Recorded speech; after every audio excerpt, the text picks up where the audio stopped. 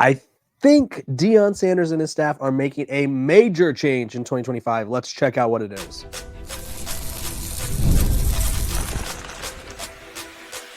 You are Locked On Buffs, your daily podcast on the Colorado Buffaloes, part of the Locked On Podcast Network, your team every day.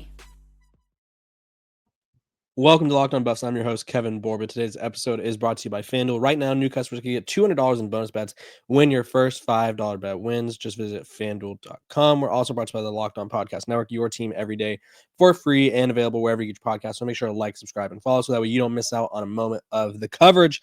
Sorry for the lack of episode on Friday. We had a little bit of a power issue in California because it rains every once in a while and we just lose power, right? That's just how it goes, apparently. Appreciate you guys for tuning in every single day, making me your first listen.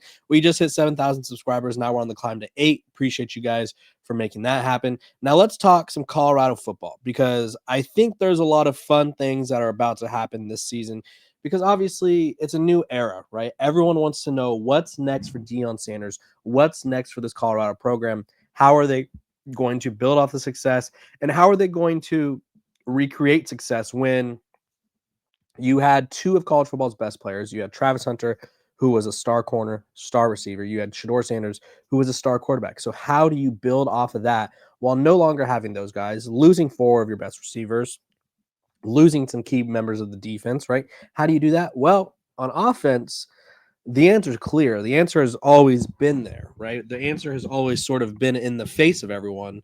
When you watch Colorado, it's just their offense was so good at passing the ball that they didn't do this certain thing. And I think you could guess now, run game, right? Colorado has been adamant that, or at least in the past, that they don't really need to win with a run game, right? They've made no effort to utilize the rushing attack at all. This past season, they ranked 133rd in college football, dead last in yards per game with 65.2 for reference. There were,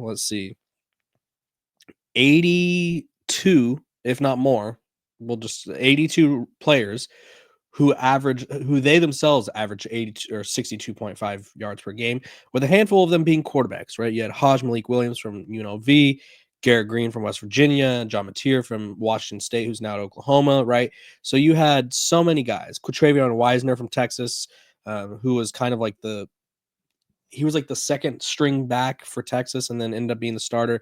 You have notable names like Damian Martinez at Miami, where Miami was a very pass-heavy offense, and he was still putting up more numbers in Colorado as a whole, right? So you have all of these teams who are using the rushing attack efficiently, whereas Colorado is like, okay, we're going to run the ball a couple times. If it doesn't work, we're going to abandon it. And I don't think that's the way we should do things in life, right? Where it's like, oh, if it doesn't work right away, you gotta give it up. And so Marshall Faulk and Pat Shurmur have both said some interesting things of late that makes me think that a rushing attack could be more prominent. And some well-off media videos, Marshall Faulk has been telling the running backs, like, hey, this is how you get more carries, right? This is how we get more trust in the offense. He also told the media, we're going to run the ball, right? That's what we have to do. Pat Shurmur, same thing, right? He said, we didn't run the ball as much as we should have last year. That being said, we had Shedeur Sanders, right? So there's kind of like that built-in excuse of like, oh, we had one of the best quarterbacks in college football, so we don't have to run the ball. Well, guess what? Now it's probably worth running the ball. Let's just call a spade, right? You can't just survive off the passing attack, especially when you have either way, depending on who's at quarterback, a rushing attack will make life easier. You look at Caden Salter, right? He's one of the most dynamic quarterbacks in the country. So you don't want to not use his legs, right? You don't want to be like, okay, we know you could run with the best of them. We know you're good for a 75-yard run or 65-yard run every once in a while. But hey, we don't want to throw. We don't want to run it. We just want you to throw it nonstop. We don't want that. And it's like, okay, let's be real here, right? If Caden Salter is their starting quarterback, you utilize him in the RPO, right? You utilize him and quarterback design runs, like you utilize his legs, any way you can, so that way you don't have to put all that burden on him and his arm. Again, it doesn't matter who's the starting quarterback. If Caden Salter doesn't win the job and it goes to Julian Lewis, who, mind you, I've been loving what I'm seeing from both of them. Julian Lewis has a nice ability to sort of, which I feel like most modern quarterbacks can do this now, or at least should be able to do this now. Throwing from different arm angles, like a shortstop, if you will. We've seen a couple clips from practices where he's just pressure's closing on him. He just slides one out, like slings one out, sidearm. It's like, oh my gosh, like we love to see that.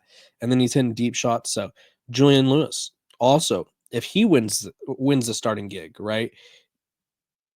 You need a run game to complement him. He's going to be 17 years old. You can't just expect him to be sort of this de facto like superstar right away. Like I'm sure he could be, but again, you can't just rely on that. So you look at some of the teams that Colorado played last year, right? UCF, they had a good run game. Luckily, Colorado could torch them through the air, or run defense, excuse me, that is. Nebraska, good run defense, right? Houston, they didn't play them, but they had a good run defense, right? The Big 12 as a whole, run defense wise, I don't think they were great, right? West Virginia was 56th. You just look through the rankings. Kansas was 75th, and I think Colorado could have taken more advantage of that, but they were obviously way out physical in that Kansas game. TCU was 83rd in rush defense, Arizona 98th, right? So there's teams where you could take advantage of the run game. Now, I'm not saying Colorado needs to abandon their identity of like this passing attack where it's like, hey, we want to get the ball to our playmakers in space. No, that'd be ridiculous, right? Don't be silly, right? You have Joseph Williams, you have the Miller brothers, even though they're not brothers. You got Draylon or Marion, and you're gonna have other guys step up, right, at receiver, whether it's one of the freshmen or maybe someone who didn't get a lot of opportunities last year. You still want to get them the ball, but you can't be one dimensional without Shedeur Sanders, right? I don't think freshman Julian Lewis or Caden Salter that we saw this past year is anywhere close to Shedeur Sanders. And I don't think that's a hot take by any means. I think Shedeur Sanders was in a class of his own this past season. So expecting someone else to do what he could do when pretty much no one else in the country could do it isn't fair. So to hear Marshall Faulk and Pat Shermer both kind of hint at like, hey, we're gonna be toting the rock. I think that's indicates like a major change is coming for Colorado, right? I expect more carries than what we saw. I think regardless of who it is, Michael Welch, Isaiah Gustav, Dallin Hayden, someone's got to be taking on a bigger workload. And realistically, if Colorado wants to succeed, right, they have to run the ball efficiently. When we come back, we're going to be talking about the transfer that some people think will be the most impactful for the Colorado Buffaloes.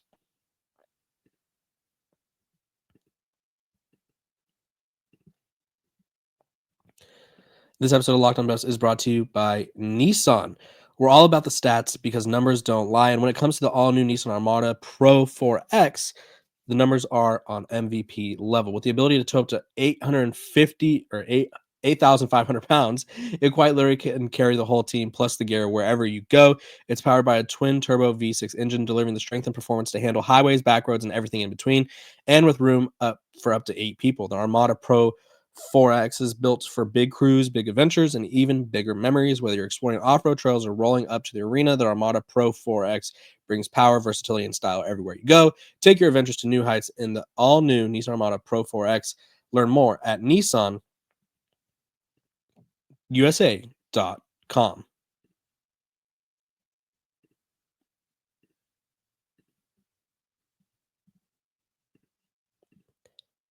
This episode of Locked On Buffs is also brought to you by our sponsors over at FanDuel. March Madness is here, and the FanDuel is giving you the chance to get in on the action like never before. Right now, new customers can get $200 in bonus bets when your first $5 bet wins. That's $200, $200 extra bucks to use on everything from buzzer beaters to Cinderella stories and even who's cutting down the nets.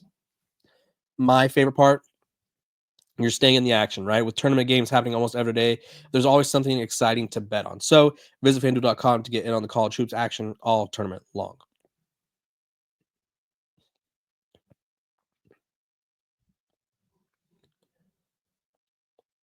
This episode of Locked On Buffs is also brought to you by the Locked On Podcast Network. It's your team every day for free and available wherever you get your podcast. Make sure to like, subscribe, and follow so that way you don't miss out on a moment of our coverage. Let's talk about impact transfer, right? I think there's a lot of potential ones at Colorado.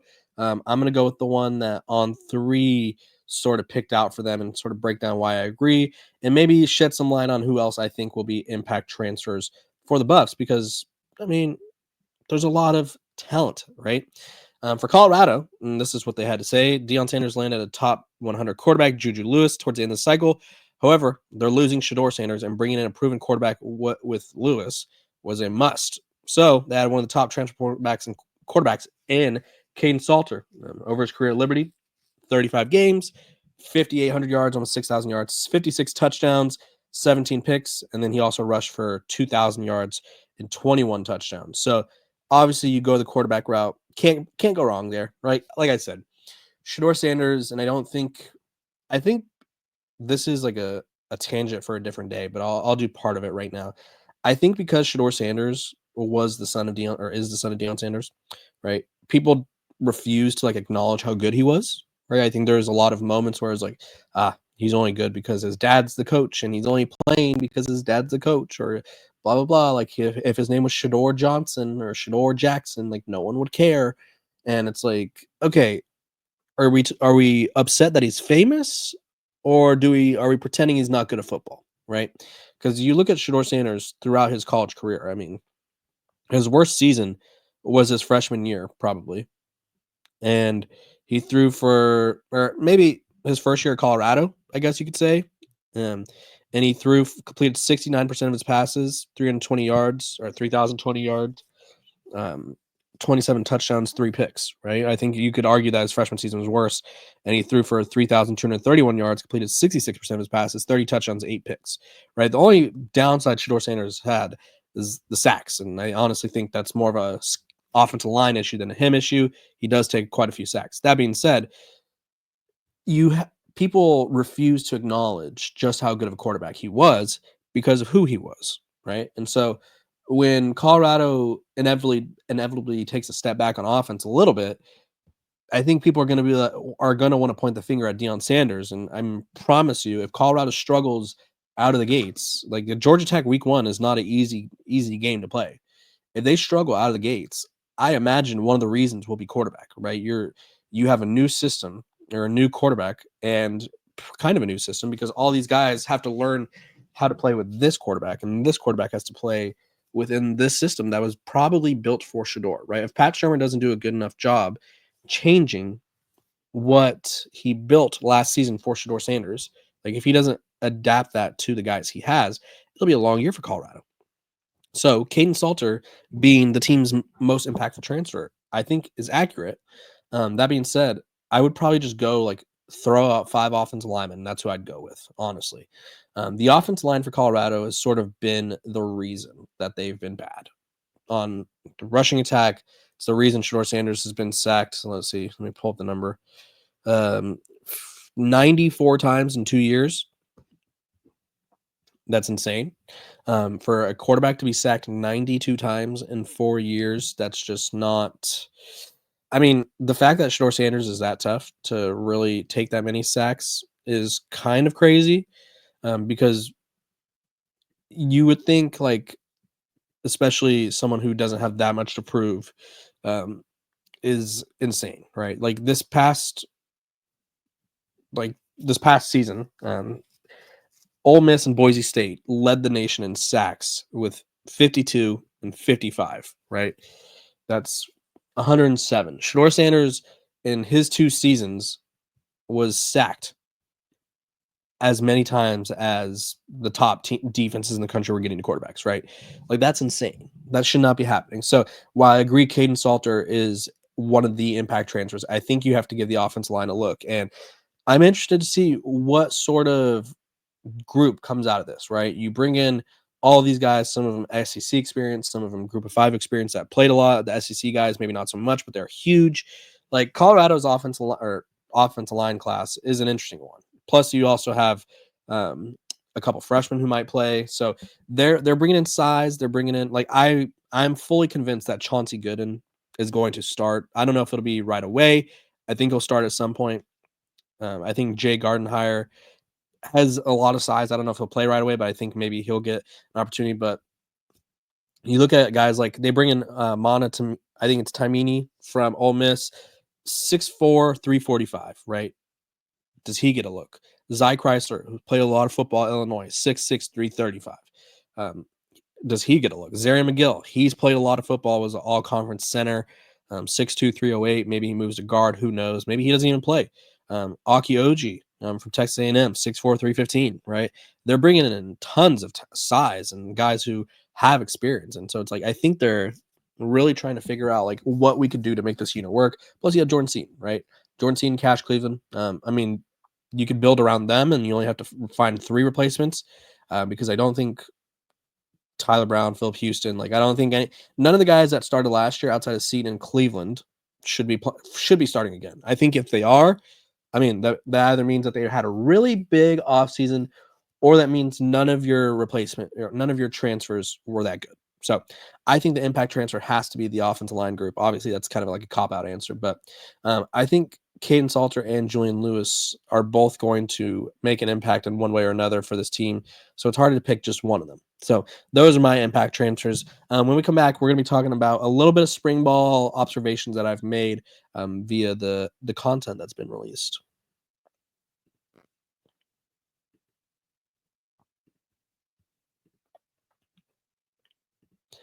This episode of Locked On Buffs is brought to you by Monarch Money. Ever check your bank account and wonder where did all my money go? Between dining out, online shopping, and entertainment, it's easy to lose track, and that's where Monarch Money comes in. Your personal CFO giving you full visibility and control over your finances. Monarch Money isn't just a budgeting app, it's a complete financial command center. You can track all your accounts, investments, and spending in one place so you stop just managing your money and start building wealth. When I started using Monarch, I realized just how much I was spending on food delivery. Now I budget smarter and I save more, right? You get a little lazy. You're like, I don't want to cook. And you're just like, I'll just DoorDash this one time, or I'll just get this one time. And it's $30, $40. It adds up, right? So take control of your finances with Monarch Money. Use code LOCKEDONCollege at monarchmoney.com for 50% off your first year. That's monarchmoney.com, code LOCKEDONCollege for half off your first year.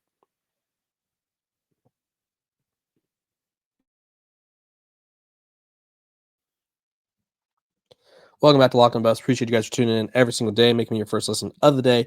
Free and available wherever you get your podcast. Make sure to like, subscribe, and follow so that way you don't miss out on a moment of the coverage. Let's talk about it. What have I noticed, right? I think a lot of the videos have been centered around quarterbacks, right? We see Julian Lewis. I think he's going to be a lot better than I think Julian Lewis is going to be a great college football quarterback. That being said, I don't know how good he's going to be right away. He seems to be doing just fine, right? I think there's one video where I don't want to say he made a mistake, but he had a little error, right? Coach Prime coaches him up. Next play delivers a freaking bomb of a touchdown over a defensive back. It's like, okay, he gets it, right? I talked about the arm angles earlier where the pocket's collapsing and he sort of just slips a pass out and it's like, oh, that's nice. And he got some zip on his ball. He's accurate.